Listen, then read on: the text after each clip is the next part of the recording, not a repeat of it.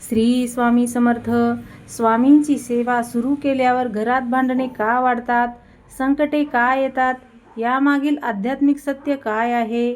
तर जय जय रघुवीर समर्थ.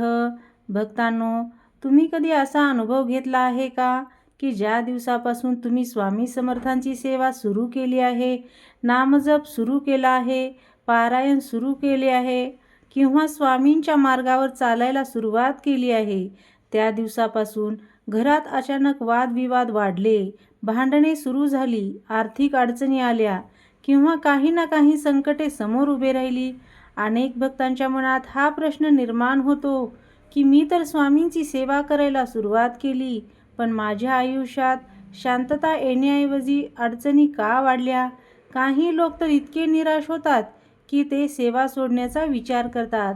पण आजचा हा संदेश शेवटपर्यंत ऐका, कारण स्वामींची सेवा सुरू केल्यानंतर येणाऱ्या अडचणींचे एक अत्यंत गूढ आणि आध्यात्मिक कारण आहे. हे कारण समजले तर तुम्ही संकटांना घाबरणार नाही, उलट त्यांना स्वामींचा आशीर्वाद समजाल. स्वामींची सेवा ही कर्मांची साफसफाई आहे. आध्यात्मिक परंपरेनुसार जेव्हा एखादी व्यक्ती मनापासून देवभक्ती, नामस्मरण किंवा सेवा सुरू करते, तेव्हा ती स्वतःच्या आयुष्याकडे नव्या दृष्टीने पाहू लागते.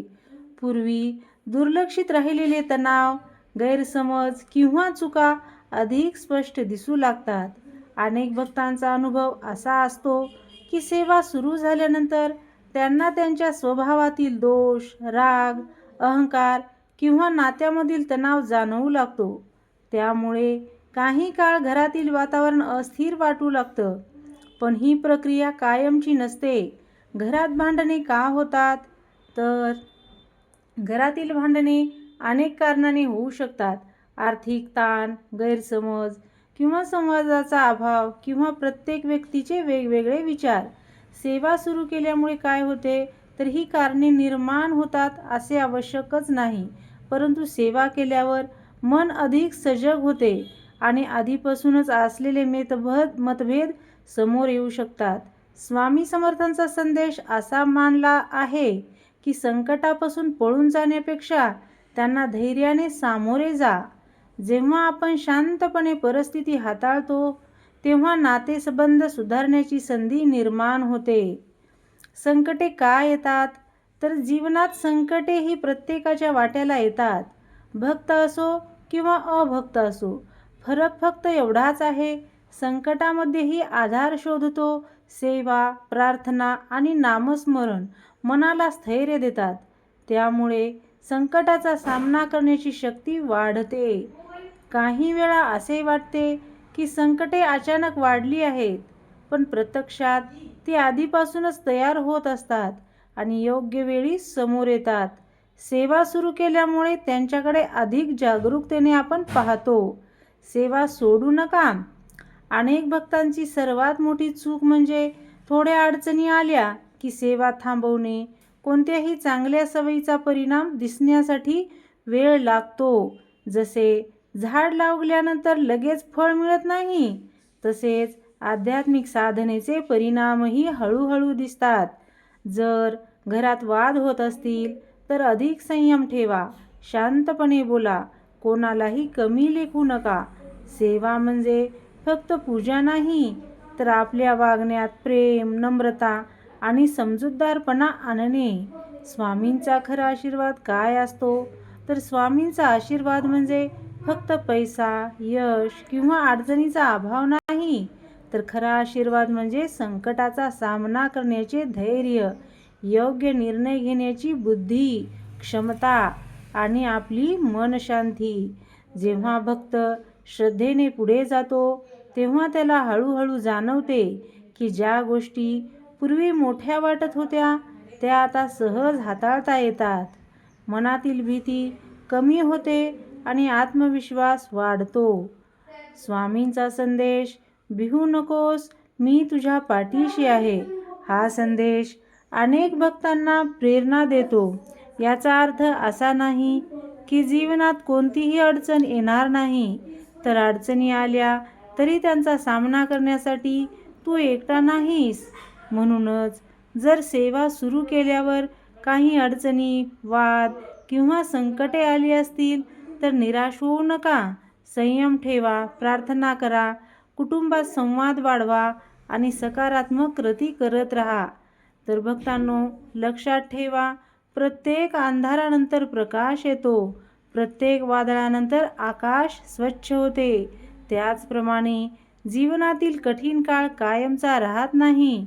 श्रद्धा, संयम आणि चांगल्या कृती यांच्या आधाराने पुढे चालत राहा.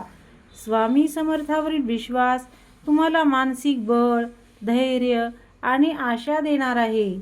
कोणतीही परिस्थिती असो, सकारात्मक विचार ठेवा आणि आपल्या कर्तव्याच्या मार्गावर चालत राहा.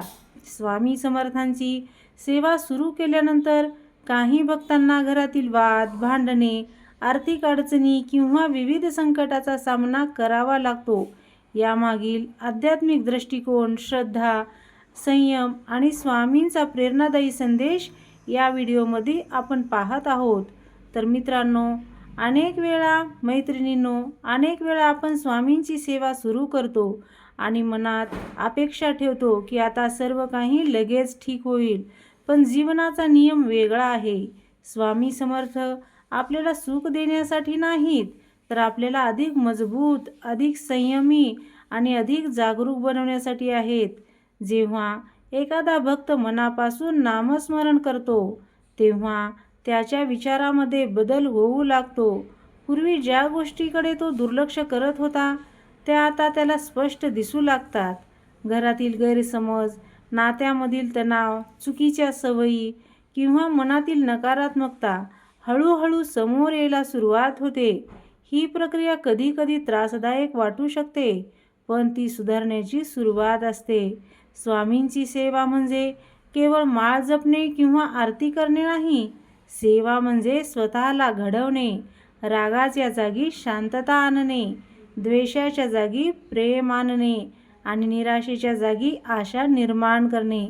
जेव्हा आपण हा बदल स्वीकारतो, तेव्हा घरातील वातावरणही बदलू लागते. कधी कधी असे वाटते की सर्वजण आपल्या विरोधात आहेत, आपलेच लोक आपल्याला समजून घेत नाहीत. पण अशा वेळी स्वामींच्या चरणी बसून एकच प्रार्थना करा, स्वामी, मला योग्य मार्ग दाखवा, मला संयम द्या, मला योग्य शब्द द्या. लक्षात ठेवा, मोठ्या झाडाला मोठे वादळ सहन करावे लागते.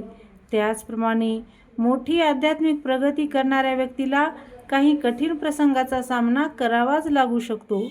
पण जो भक्त श्रद्धा सोडत नाही, तो शेवटी अधिक मजबूत बनून बाहेर येतो. अनेक भक्त सांगतात की सुरुवातीला त्यांच्या आयुष्यात अडचणी वाढल्या, पण काही काळानंतर त्यांना मनशांती, आत्मविश्वास आणि योग्य दिशा मिळाली. परिस्थिती लगेच बदलली नाही, पण त्या परिस्थितीकडे पाहण्याची त्यांची दृष्टी बदलली आणि अनेकदा हाच सर्वात मोठा आशीर्वाद असतो. म्हणून जर तुम्ही सध्या कठीण काळातून जात असाल, तर स्वतःला एक प्रश्न विचारा, मी हार मानणार का की श्रद्धेने पुढे जाणार? कारण प्रत्येक परीक्षेनंतर एक नवीन अध्याय सुरू होतो. स्वामी समर्थांचा आजचा संदेश आपल्याला धैर्य देतो. परिस्थिती कितीही कठीण असली तरी मन खंबीर ठेवा, चांगले विचार करा, चांगले कर्म करा आणि विश्वास ठेवा. प्रत्येक दिवस हा नव्या सुरुवातीची संधी आहे. कदाचित आज तुमच्या घरात वाद असतील, चिंता असेल किंवा मनात अस्वस्थता असेल, पण हा काळ कायमचा नाही. संयम, संवाद आणि सकारात्मक कृती यांच्या मदतीने आपण परिस्थिती सुधारू शकणार आहोत. श्रद्धा ही समस्यापासून पळ काढण्याचा मार्ग नाही, तर त्यांना सामोरे जाण्याची बळ देणारी शक्ती आहे. म्हणूनच सेवा करत राहा, चांगल्या कृती करत राहा आणि आपल्या कुटुंबात प्रेम, आदर आणि समजूतदारपणा वाढवत राहा. हाच खरा आध्यात्मिक मार्ग आहे आणि हाच स्वामी समर्थांच्या शिकवणीचा सार आहे. जय जय रघुवीर समर्थ. श्री स्वामी समर्थ. जय जय स्वामी समर्थ. झालेली सेवा स्वामी चरणी अर्पण. तुम्हाला हा व्हिडिओ आवडला का? आवडला असेल तर लाईक करा, शेअर करा आणि सबस्क्राईब करायला विसरू नका. आणि कमेंटमध्ये लिहा श्री स्वामी समर्थ, मी हार मानणार नाही. श्री स्वामी समर्थ. जय जय स्वामी समर्थ. झालेली सेवा स्वामी चरणी अर्पण.